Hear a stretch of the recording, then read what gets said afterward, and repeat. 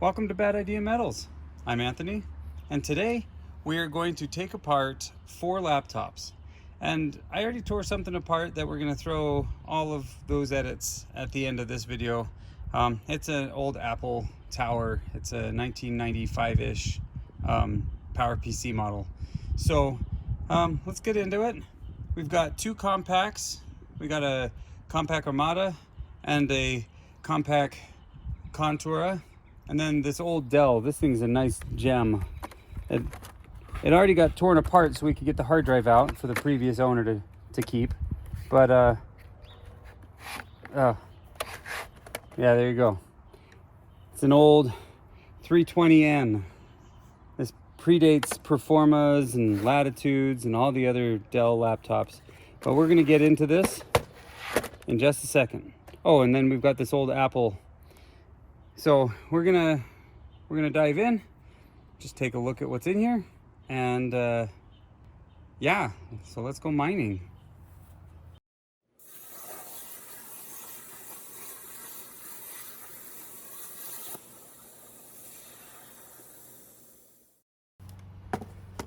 Let's go ahead and start with this one because it's mostly open already.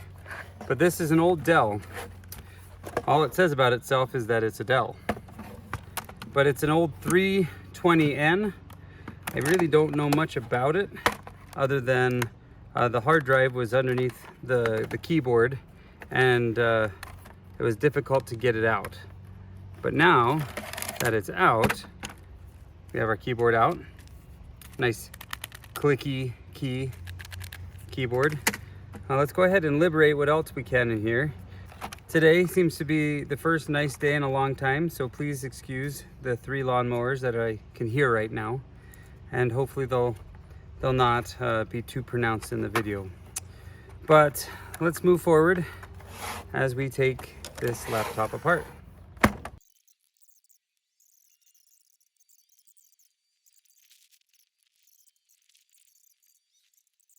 Thing is holding this down. Let's get this battery out of here.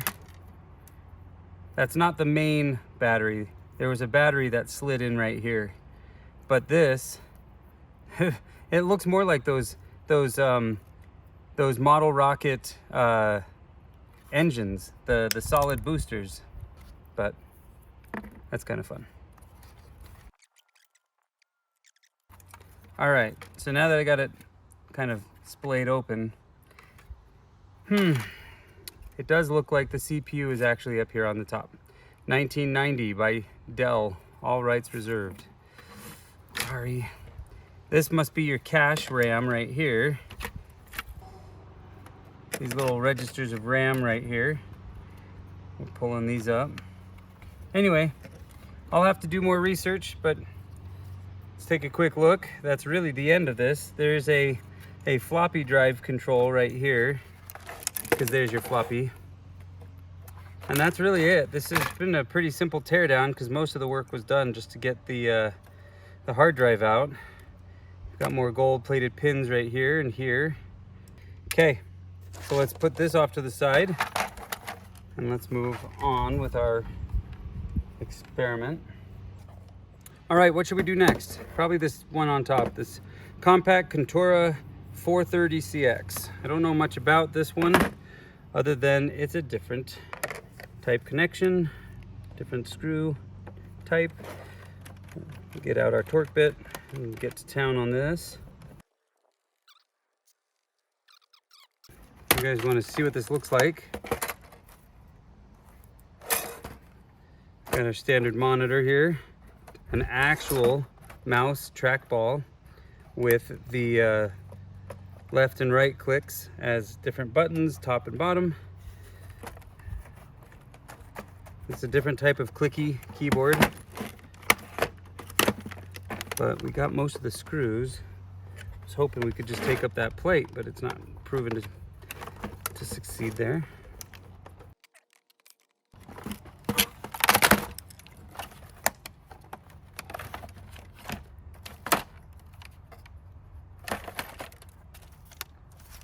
There's our keyboard panel. It's behind 100 plastic rivets. That's fun.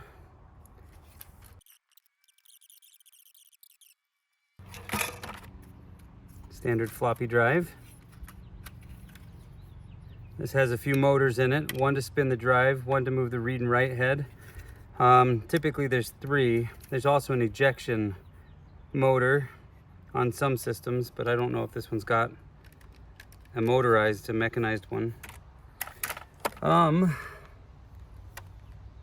go ahead and free the motherboard from its mounting here.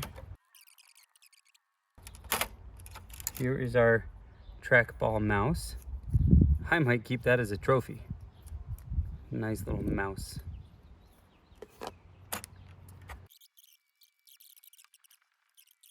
So right here we got our Intel DX4. I think this was the 486 model, so this should be our CPU. Yeah, it says it right there. 486 DX4, 100 megahertz. So what's the year on this? 1993.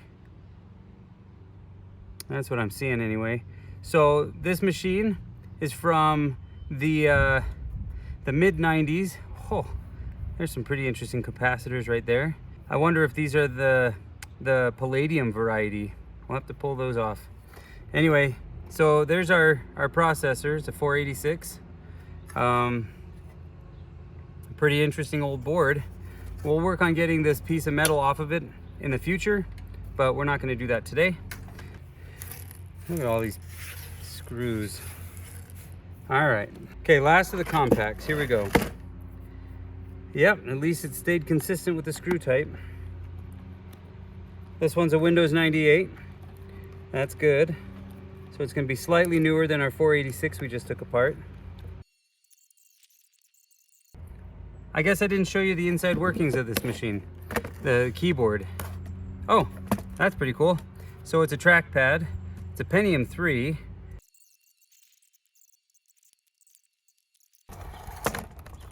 A lot of keyboards you're supposed to peel up. But, yep, there it is. There's our keyboard. And what looks to be 100 megahertz PC100. Huh. PC100 RAM. Good old-fashioned RAM.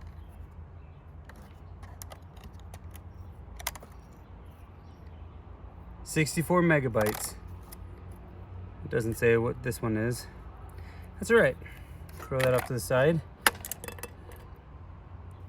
What is holding us down now? None of these fingers are gold-plated, but has a lot of good chips that I want. I like these 3 right here. This Intel. In fact, those 2 are both Intel, and this is an ATI Rage. So the video card had its video GPU processing set up right here. Maybe a little bit of RAM around it. And can't imagine that the CPU itself is on this board. Doesn't look like it. I'm curious if there's another board underneath.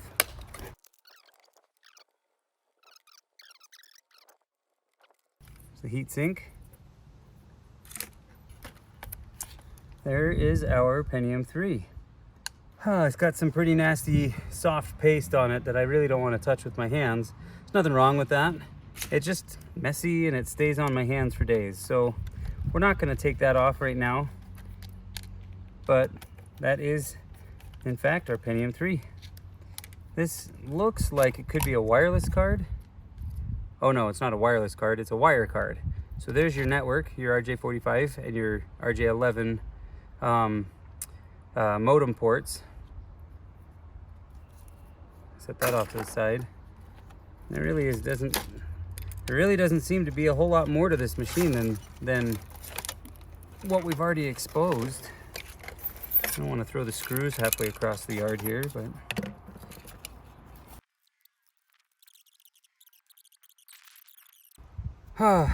this machine, it was cool in its day. It's now time to retire it with everything else. All right, we're down to the last device. It's this old Apple, and ironically it uses the same screw head as these Compaqs did. It's our nice T, I think I'm using a T6. It might be a T5 actually. Oh, it's a T8. Never mind. But this is a PowerBook 160. I don't remember the year of this. I think it's 1990, 1996, 1998. That's gonna be my guess.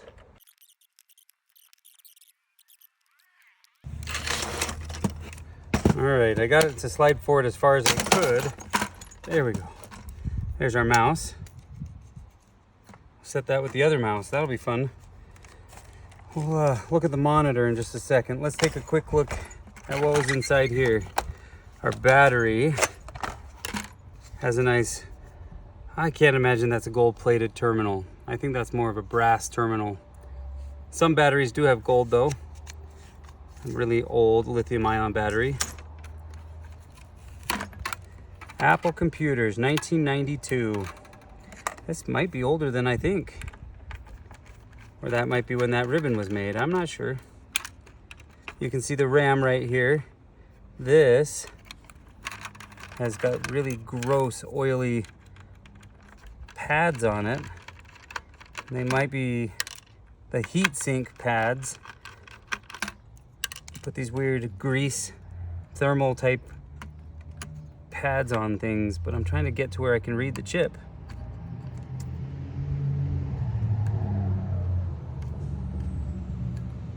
All right. I don't like these pads. They're just so greasy. They smell like oil. Not a good oil either.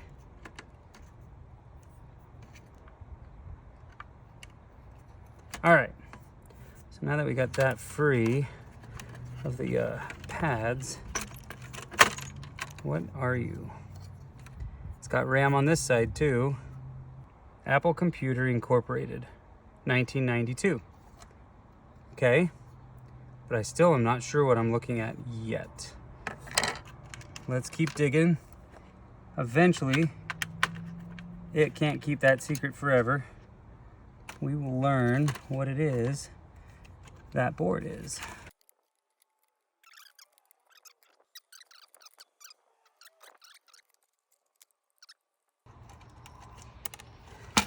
Okay, so that's now free. And there's really nothing else inside here. So, I actually wonder if this is our CPU. Apple loved putting them on daughter cards, and then those daughter cards would interact with the main board. That way you could upgrade them, or you can have the same system with different configurable processors. But I just don't know. This doesn't look like the systems that I'm familiar with. That's it for the Apple. Let's go ahead and lay out some of our favorite things, and maybe talk a little bit about what I expect to find in them. And then we'll close out with the desktop, the Apple Tower. All right, in no particular order, here's what we've got. So we've got the Apple computer, motherboard, and daughter card. Wherever the CPU is on there, don't know. We have the Pentium 3 Compaq card right here, Compaq motherboard. The Pentium 3 is on the other side though. There it is. But this is the motherboard from that Compaq Pentium 3. This is our Dell right here. This machine right here was the, I can't even tell what it is, but I'll do some looking. I don't know exactly what CPU Dell was using on this one. I'm just looking it over right now, hoping to see. It says 1980 on that Intel chip right there, but yeah, I don't see it. Could be that that's the CPU right there, but there's no indicator right off. Nothing that I recognize is that. On this one, this is the other Compaq. This is our 486, Intel DX4 486. This is a nice machine. Got some pretty fun things. There could be some platinum group stuff in there.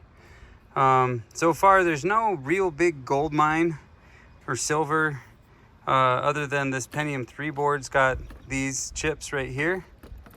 CPUs don't typically have a lot of gold. They, especially if they've got the fiber over them like that. Old-fashioned ones in laptops used to have gold, but when they went to this type of chipset, they changed the rules a little bit. There's probably a lot of silver in these. Lots of big connections, lots of surface mount stuff. But in general, that's just silver bearing. I think when it comes down to the peripheral stuff, we got our little track mice. Oh, actually, these are kind of fun. There's some gold in these.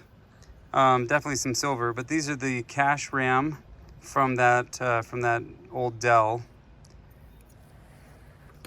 And then our clicky keyboard. That's a fun little thing to have. But other than that, this really is just a bunch of old scrap.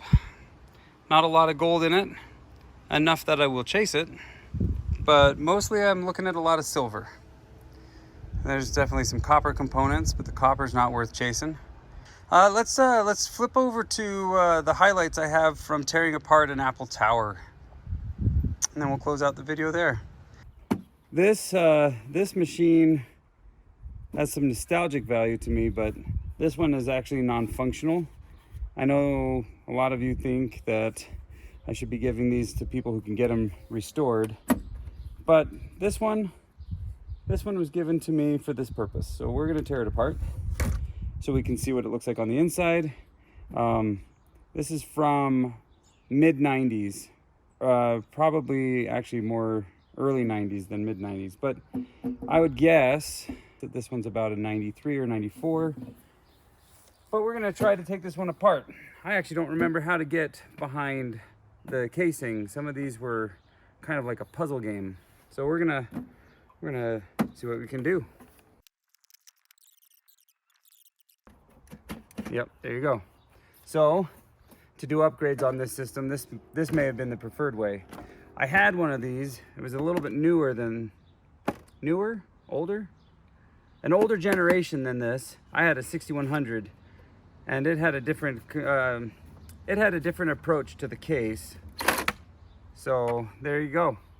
Let's bring you in a little closer to this, and we'll take a look at what we got. So right off, what do we have? Well, first thing I see is the fan on the CPU. ATI, this is video. Lucient is often associated with my network stuff or communications ports, which makes sense because there's your SCSI. It looks like it ties right into your external SCSI port. I see we've got a PCI riser. Looks like a single PCI card slot that gives us access to 2. So it basically just expands it and gives you access to 2. The PCI cards would go here and expose right there. You can add video, extra network, things like that. Speaking of network, I did see we have a network card right here. It's that's a good digital card. It's pretty interesting to see the old digital brand is on here, the old DAX system, and it's got a nice Apple computer logo on it with a year for us. So I was guessing about mid 90s, right? Well, there's 95, 96 printed on this card. I want to try to pull these off at some point, but I'm not seeing any screws for that. But that's pretty cool. A digital, it's almost like they're not really competitors, but digital eventually becomes Intel, and Apple likes to play their own games, I guess. Okay, let's flip the board around and take a look at what's on this side. We've got a few different things in here. I don't know exactly what some of these are. Like this, it looks like it's a RAM style, but it doesn't look like standard RAM system memory, but it could be video RAM or different types of RAM used by the system. This looks more like EDO RAM. This is the the standard sims that you'd get. But this, regardless of what this is, I just don't remember exactly. I believe these are your standard memory modules. And then this would have been some sort of alternate memory for something specific, like VRAM or something like that. I'll have to look all of this up. I hope I share it with you guys. I'm not always in the best habit of doing that. Let's set these off to the side. One of the things that I really liked about these old Apple computers is they had your RCA inputs. So you could do your video and your 2 audio channels. In this case, you could also give it S-video, which is actually pretty cool. So these systems were good at bringing in audio and video, and then you could transcode it into something, stream it, whatever, you name it. So this card right here, this card is probably the hardware interface card to bring that system in, to bring those signals in. I'm not seeing how to pull any of this stuff off of the back plate here, so we'll have to work on getting all of that free eventually. But I am curious what's underneath this this fan. I want to see it. So let's go ahead and liberate this if we can. Just a few springs. Looks like here's our TI processor. A lot of the math co-processors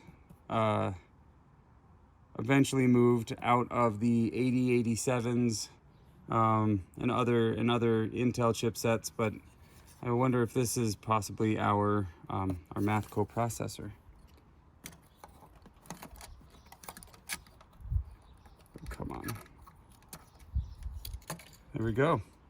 And there's our very small but pretty powerful Motorola CPU for what this was back then. But yeah, right off, that's the extent of the board. I don't want to damage these cards trying to rip these out. So I'm going to set this off to the side, and I'll see what I can do to get them out.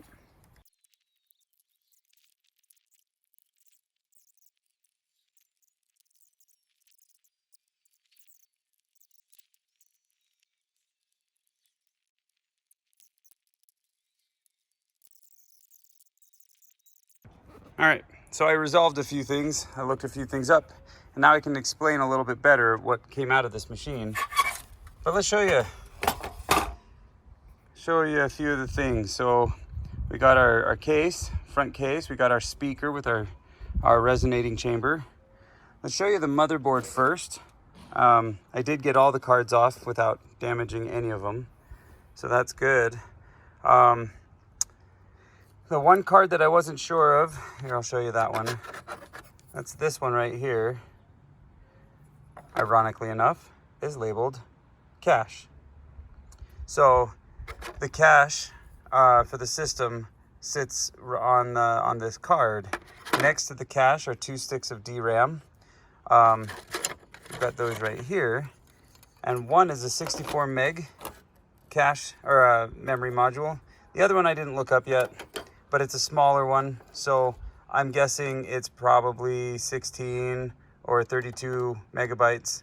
But either way, it's a lot smaller in capacity. You can tell because of the number of chips on it. It's not always true, but knowing the age of this machine, this one's even taller, whereas this one's a shorter stick. This one's got more memory on it, that being a 64. Logical conclusions would say that this is either a 16 or a 32. I probably will use the 64 in a identical machine that I do have running, but so let's set that off to the side carefully. Let's see if we can do a memory upgrade eventually. In the middle here, that's our CPU. This was a PowerPC chipset from Motorola. This is the 6500 series, as it says right here. So there's our PowerPC chipset. And then these card slots on the sides, there was one that I didn't know exactly what it was. It looks a little bit like a PCI Express, but it's not. This is a communications port. Same with this. So this was our S-video in. You can see that right here. It fit right there. But this is our S-video in along with our our video and 2 audio channels, the right and left, for the RCA. So this was our video in, so we could do streaming and video import. This little card is our S-video out with a single audio channel, a mono, and that ribbon connected to this little wafer, which fit in what looked like a PCI Express, but it's not. I don't know what you call that, but that is our communications port for this S-video channel. And then the last 2 ports that I have over here, this is a standard PCI. The PCI slot went to this PCI riser, as so, and that gave the machine 2 additional PCI ports. Well, it consumed the 1, but then gave us that one back plus an extra. That's nice. And then we had an RJ45 network port on this network card. This NIC sat right in there, and that's all the cards and where they all sat. So we have it all working, or could be working. I'm not exactly sure what malfunctioned on this that deemed it as non-functional, but it was donated to be destroyed, and so I just trusted them on that. I really like these pins. They're gold-plated, but gold-plated pins are a little bit trickier to recover the gold on than fingers, so we're just gonna leave those pins where they are for a moment. I didn't know exactly what this was. It's kind of an interesting little thing. It velcros in place, right? Until you look and see that it says battery. So this is our CMOS battery, our system clock battery. When you boot up your machine, it helps you restore your system settings to pretty much how you powered them off the last time. The interesting thing, those of you who remember machines in the 90s and early 2000s, whenever you booted your machine back up and it said it was 1969 and that it was midnight or who knows what time, and it had no idea the date or time, and all the other settings were lost, usually it was your CMOS battery had died and you just need to replace it. That way it could put a little bit of a current on the system and help persist that information on whatever chipset is holding the clock and all of your system state when you last powered down. So your clock battery and everything else is right here. There really wasn't much else on this other than the backside. I thought was an interesting piece. I'm assuming that's the math coprocessor. Not every system has it. They usually just tie it in with a different chipset. It could also be one of your bridge, like your South bridge, where it changes from your CPU and your system bus to your peripheral bus, where the communication for all of the slower communication and slower systems would talk to the fast systems such as your CPU and your RAM through a South bridge or something like that, or a North bridge. Like I said, I really don't know what this chip does, but that's my guess, is that's what that is. It's either a math coprocessor or it's a bridge chipset. But you have all sorts of other interesting things. These look like memory registers, maybe buffers for all your different communications between systems to be able to store themselves until they could be processed. And then the last things to talk about are the rest of the case, which really isn't that exciting. We do have the power supply. You've got your power in right here into this box, and then the power management is distributed. And then you had this one ribbon which went from the back of the motherboard, and then it would talk to all of the different peripherals, such as your floppy drive, your CD-ROM, your hard drive, which I believe this ribbon was connected to before that was reclaimed by the previous owner. And then you have a zip drive up here on top too, which I think is pretty interesting. Zip was just coming out about this time. But that's it. That's what we got. I don't know exactly what I'm going to do with these parts. I'm not going to be able to test them to see if they work right off. I do have a system that already works that I don't want to jeopardize, so I'm going to just assume that these don't work. But I might use some of that RAM to upgrade my system. So anyway, there we go. That is the PowerPC 6500. I know it's sad to see a nice piece of history get torn down, but the reason why I tear it down is so that I can show you guys what it looks like. Most of these are in landfills these days, so sad. But we'll do as much recycling as we have to do on this. Maybe I'll see if there's a market for it. But if any of you are interested in any of these components, by all means, reach out. I'll sit on some of this stuff for a minute. But yeah, there you go. If the weather clears up, I should be doing a gold recovery here by the end of the week. I'm hoping to do, it's going to be a pretty significant recovery if I can do it. So we'll see. We'll see what ends up happening with the weather. Okay, well, thanks for watching. See you in the next video. Good night.